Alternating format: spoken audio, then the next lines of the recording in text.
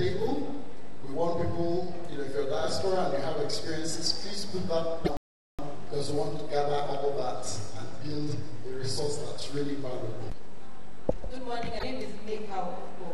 And while I really want to thank the panelists, just direct them accordingly. Thank you. Let's hit straight.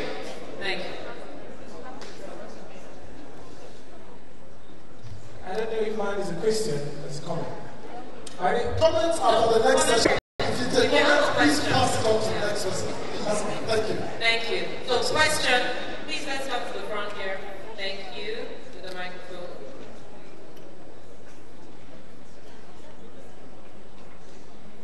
Thank you. My name is Yoko Amantero. I see there's a theme running across Muslim presentation here about partnership. But if you have worked in the Nigerian environment, you know partnership is very, very and they break down very. There are many challenges doing that. How do we improve the of approach to create partnership? How do we facilitate making for people and make it sustainable partnership? Sustainable partnership. Thank you so much, sir. Next question, ma'am. Hello, my name is Dr. Ngozi Onoha. So I have two questions. So the first question I have, in developed countries. Page is here now. So I'll just whiz through some of them. I didn't understand the question about the royal, Are you talking about the postgraduate college? That was only for a limited period of time. And like most medical organizations, they need to raise revenue also. I have had these discussions with them. I don't feel that revenue raising should be at the expense of Nigeria. Do what other people can do. What I'd like to do is to add value and also to teach, train, and mentor people. But there are people, Dr. Adenaike is here in front. She's a primary healthcare physician who is a returning diaspora, who is doing a fantastic work in primary healthcare. So that we have, because psychologists practice differently all over the world, but I think there's also a role for us to keep links to our relationships that have been long-standing and solid, even before we had thought anything about doing anything together. So after a while, okay, let's agree to disagree. And in reality, the person zoomed ahead and crashed and left. Okay? So what I'm trying to say is that it's really, we have to be transparent. Our platform is one where we constantly want people to join us, and we put our chips on the table. This is where we are. This is where we're going. Really, that maybe you take for granted if you're coming from the U.S. Set up back in Nigeria, I do not see how they can put in their funds when they're struggling with NEPA, KHCN, or whatever power supply company or diesel and stuff like that. And then they now have to put in their funds to healthcare, to reaching the less privileged. It becomes difficult. So the most important thing is universal health coverage by government. And government has to sponsor it. It's human capital development, and it has to be an investment. It's only government that can invest in the people in that direction. We do have, the MANSAG that you were talking about, the AMPA, they develop systems where they come in and go and reach to the rural underserved areas as missions. There's one I'll be attending next at the end of this month, and there are some that have, been doing, and they contribute their own money. They come in and do at their own time, and they also use local capacity, and there's that shared learning experience. All that just to reach the less privileged. But if you want the big picture, it has to be universal health coverage by government. Talking about physician extensions or assistants or, other non-doctor healthcare workers that can extend the care delivery. I think it happens. In iCare, we have other non-doctor, non-medical doctor cadres that extend the eye healthcare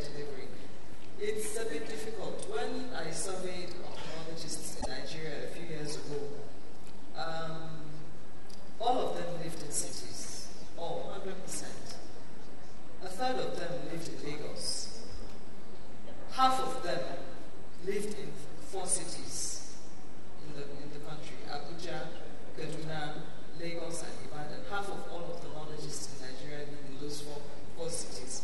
So it's a bit hard. When you're thinking of sending your child to school, you want the best school and the best schools in the cities. Transportation is difficult. You cannot live in rural area and just to serve the rural population. What about your children? Which schools do they? So the logistics and the living in the country is so hard. Hard enough in the cities, and not to talk about in the rural areas. I'm not justifying the distribution, but that is the real fact. So again, that's where task sharing becomes important. That is where using the non-medical cadres becomes important, because they live in their homes, in their home cities, and we can use them. We train ophthalmic nurses, we train other eye healthcare workers, and I believe primary healthcare, who is going to be talking later, will also tell us how they use non-medical people to extend care, at least to detect and to refer. But otherwise, I don't see how we do that. But bear in mind, there are some hospitals that even the cleaner is called doctor. So we really have to be careful when we train them. There has to be very clear-cut job descriptions. There has to be clear-cut policy. And there has to be clear-cut punishment for those that default, which is completely absent the way we see it. So, yeah. I think that's what I want to say. All right. Well, I think almost all the issues have been dealt with, really. I was just going to pick on how to provide care for the less privileged, and I quite agree with you.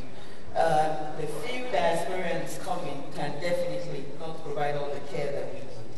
But the whole idea is that the more people that come, the more that they're doing what best practices are, then that begins to translate to other places. Just as Dr. Coker said, the more we train and impute into people, our medical officers, GPs, for instance, in the US, a pediatrician, a general pediatrician, does primary health care. You know, it's not a specialty, so to say. I mean, it's not a subspecialty, so to say. So I provide general pediatric care. I'm hoping that with a few number of medical physicians, medical officers that have passed through me, that I've been able to imbibe that into them. And with that, hopefully with time, we'll get to the point where we're able to take out all the parts, and we now have people who are having best practices. Now, when it comes to nurse practitioners, one of my friend asked, as at the moment, there is still a lot of discord between different organizations and different bodies. Doctors are still fighting pharmacists. We don't know who is at the top. The non-medical still believe in them. So I'm not sure if Nigeria is ripe for nurse practitioner at this moment. But I know that those are specialties outside the country that could be of major help for us here in Nigeria. But I'm not sure how much of that we're ready for. And for the physician who wants to come back, I'm still around. I can give you the tips that Dr. Mono and Dr. Johnson gave to us when we started, and I'm hoping that will be a good start for you. Thank you. Thank you so much. Dr. Gote, you have something?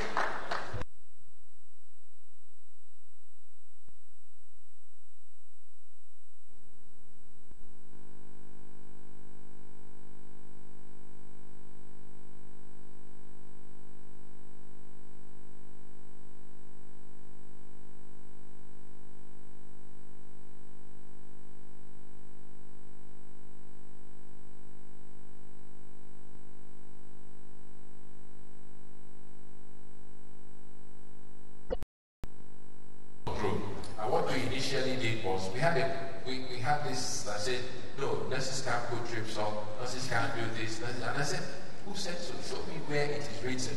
Who says this? So we then said, okay, we're going to have a structured training program for them. They will be certified. there will be accountable. There will be KPIs for them. And let anybody who wants to tell me these people are not properly qualified should come and challenge me.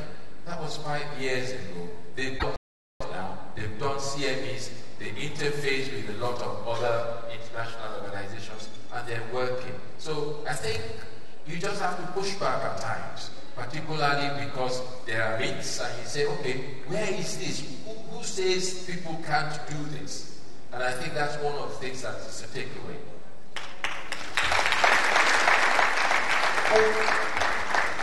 Thank you very much. I just wanted to make 2 quick points. One on that point, coming from public health, back, you remember that there are senior community health extension workers and junior community health extension workers that we've had working in the rural areas for many, many years, and they do a lot of tasks way beyond, so in some ways it already exists in Nigeria.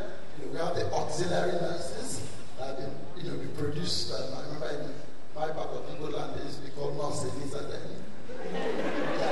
And so they've existed all this while, and they are there. And I don't know if anyone's actually regulating them or monitoring them. Actually, maybe what we should do is we can have the formally incorporate and recognize what they are doing. And the second thing was the question about trust and partnerships.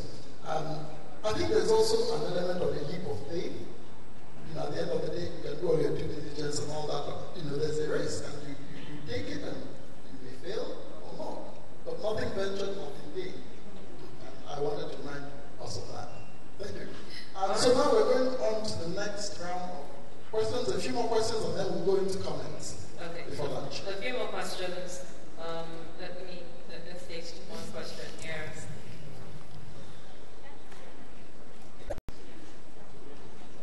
Okay, so we're taking 4 or 5. I see all the hands on this one. 1, 2, 3, 4. Okay, 5, 6. Begin. Please focus again. Please focus, yes. Good morning. My name is Toyin Adenaike, and I'm a GP, a family practitioner based in Lagos, and I'm a returnee and a founding member of the Doctors for Change group. I'm happy that we're going to talk about primary care in the afternoon, because I think it's very easy to forget that primary care, there is no care without primary care. There is no health care without primary care. And I think Professor Ransom Kuti got it right many, many years ago. We've lost our way, and I think it's time to go back there. If I'm not seeing patients with colorectal cancer, GP can't operate on them.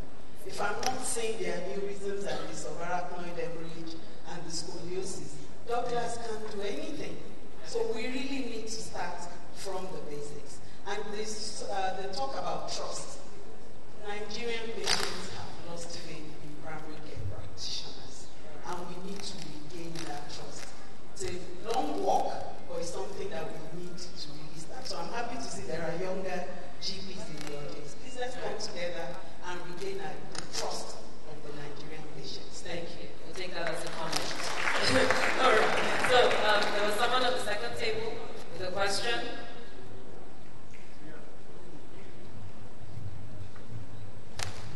Hello, oh, okay, it's back there. Fine. Okay. My name is Mujidat all the way from Saudi Arabia. I would like to direct a question to Can you please just... I would like to direct a question to me.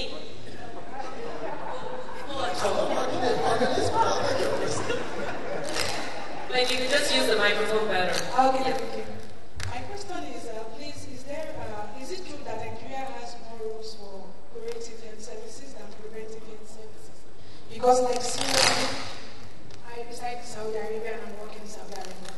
And I'm so scared to come back to Nigeria as a public health physician, because I was looking at, like, where can I fit in according to what most of my colleagues in Nigeria say that there's more room for curative services in Nigeria than preventive. Thank you. All right, thank you, thank you. Yes, the gentleman in white.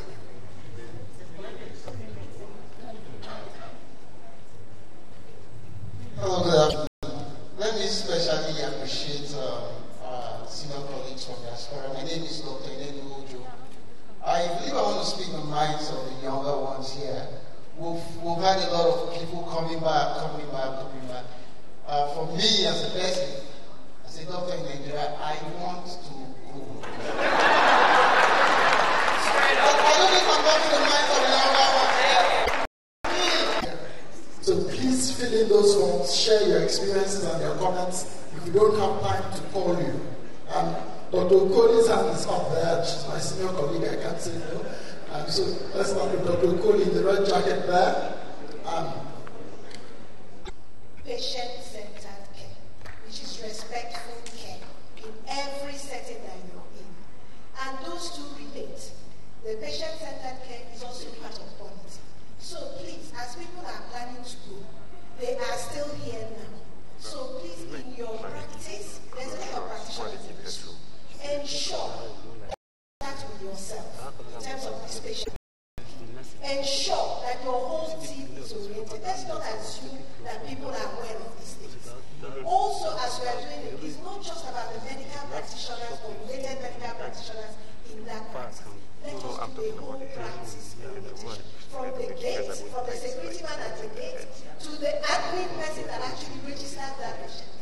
It is very important. If no patient will fall to their feet, and where do they go to? We know where they end up, and we know the outcome. Please take away those two things. Thank you very much.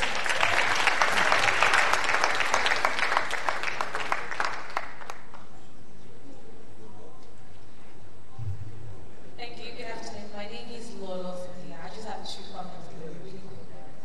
The first comment I want to make is how it seems like the gatekeepers in the health communities are usually the older people and the elites, which is the reality.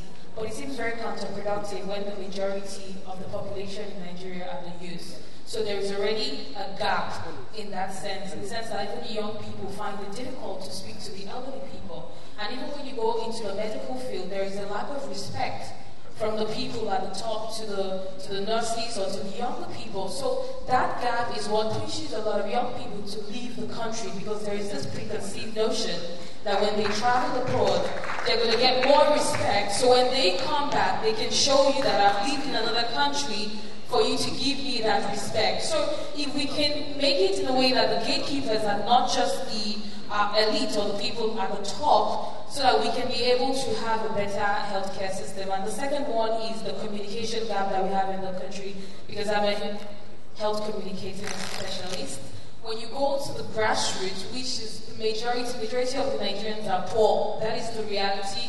We're very, very poor. The people at the grassroots do not know anything about health. That's why when we go into the buses, they can sell these fake drugs to them, because the people in the buses know how to speak their language. So there is a communication gap from the medical doctors or the pharmacists to the people at the grassroots, because they are able to disseminate complex ideas into simple concepts that the people at the bottom can understand. So if we can also train these marketers that go into the buses to sell fake drugs, to actually know the original drugs and speak the language of the people, we can begin to prevent these health issues that come up because people have taken so many bad drugs all their lives. That's my comment. Thank you so much. Thank you. Very big thanks to the organizers of this program. My name is Chika, and I'm an engineer by profession. I'm the founder of Brain and Spine Foundation. I have to summarize what I have to say, because therefore me, I would take so much time. I really think there should be more collaborations among healthcare practitioners in Nigeria. I've taken 1 year, since January till now. I go around hospitals, our hospitals. I just enter wards and enter, just sometimes I talk with doctors and nurses. But our patients, our Nigerians, our people are suffering. There are so many deaths that occur every day that are avoidable. They are so unnecessary, just because there is no communication, there is no information. People are not aware of what they do, so some doctors take advantage of that. And it's not right. I think it's time so many things begin to change. I want to re-echo what Dr. Tunekwe said. He said Nigerian patients are worth it. We actually, that word is from Dr. Douglas, the doctor in the surgeon that is here. We are actually trying to organize a summit on Nigerian patients are worth it by next month. But the issues there are, that so many doctors, so many hospitals, when they get a patient, they are aware they cannot help the patient. They cannot treat the patient. They don't have the capacity or capability, but they will keep the patient. They will keep doing trial and error until it's late and the person dies. Yes, okay, my good experience is there, and there are others I have seen along the line. My sister, for example, just like Dr. Douglas has re-echoed. Sorry, that's why I wanted to. You know, my sister had a hemorrhage some time ago, and this is something that I have not heard of. Just before this time, I thought that the only thing that could go wrong with brain, thank God for brain gain and brain drain. There is much to brain than brain gain and brain drain. Brain, one doctor says, is unforgiving. There are two organs in our body, according to Dr. Douglas, that can cause sudden death. I'm very sorry. I'm very sorry. Okay. So the other side. Okay, a few minutes. Just okay, 2 more minutes. There are 1 minute. People, Nigerians, are not even aware of what their brain is made up of. Brain aneurysm, brain AVM, intracranial hypertension. People are not aware of all these terms in Nigeria. They don't know that these things can cause sudden death. So Thank you very much. And it's okay, just Thank you. No. If you have a specific point, please make it now. We understand Nigerians don't know about the brain. There's something Dr. Tunekwe said I want to make again. No, if she said it, you can't do She that. said it's not all headaches are malaria and typhoid. So many doctors are not diagnosing aneurysm, brain problems. They keep treating malaria and typhoid